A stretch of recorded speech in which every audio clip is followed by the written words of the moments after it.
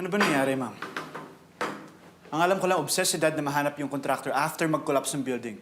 Pero hindi niya na-mention si Mayor. Your dad, gusto niyang hanapin yung contractor. Dahil ang feeling niya, yung contractor yung responsible for everything. Ang feeling niya, yung contractor pinayagan ng inferior materials magamit sa building kaya nag-collapse.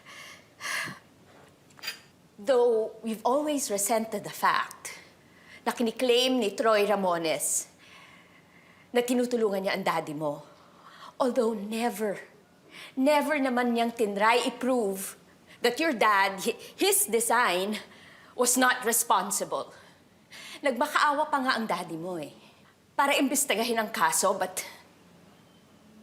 instead, he talked to the victims.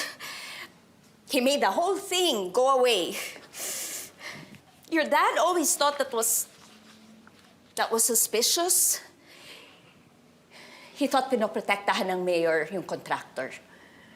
And that's also why gusto niyang hanapin yung contractor. Para tingnan kung ano pa talagang connection nila.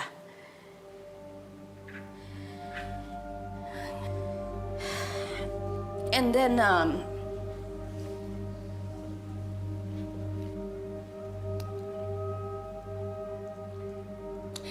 a few weeks before your dad died, he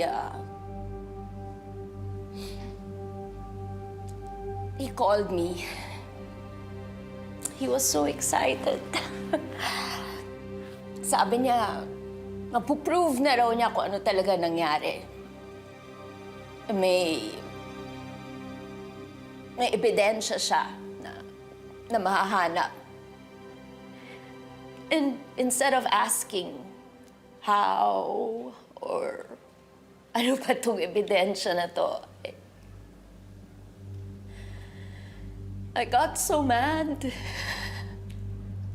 Galit na galit ako kasi yun na naman.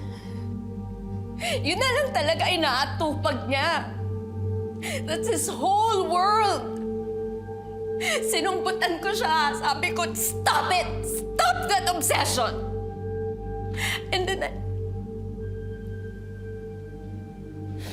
ang dami kong masakit na nasabi. And I think that's why he jumped.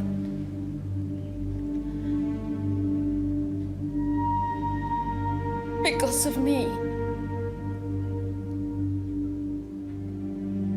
Because of me, son. Because of me.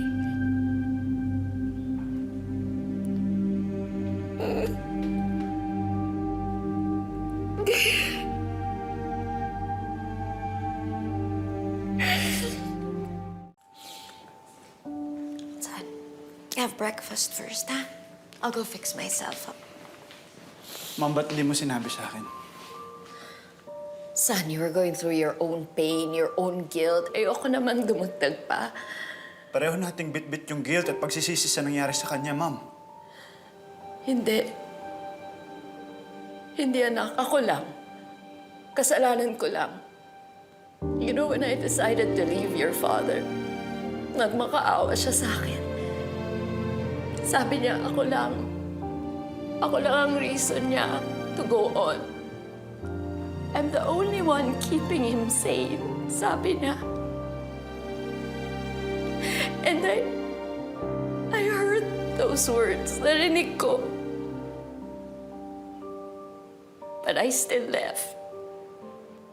Tapos, sinumpatan ko pa rin siya on that last phone call. Sumumpa ako, anak, that I will be with him forever. For better or for worse. But as soon as things got worse for him, I left. Kaya kasalanan ko. Kasalanan ko, anak. Yung guilt na nararamdaman mo, let it go. Dahil ako lang ang dapat magdala niya. okay.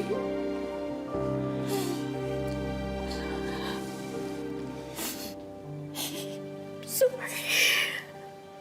Pero hindi natin alam kung ano talaga nangyari sa kanya nung araw na yun. Hindi natin alam kung anong exact na nangyari, kung bakit siya tumalon. At hindi na natin malalaman. Sabi niya sa inyo, finally mapaprove niya na kung bakit nangyari yun sa building. Paano kung may nahanap talaga siyang ebidensya? Paano kung yung dahilan kung bakit siya tumalon, hindi ikaw o ako, pero konektado dun sa nalaman niya? Ma'am, kailangan ko malaman kung ano yun.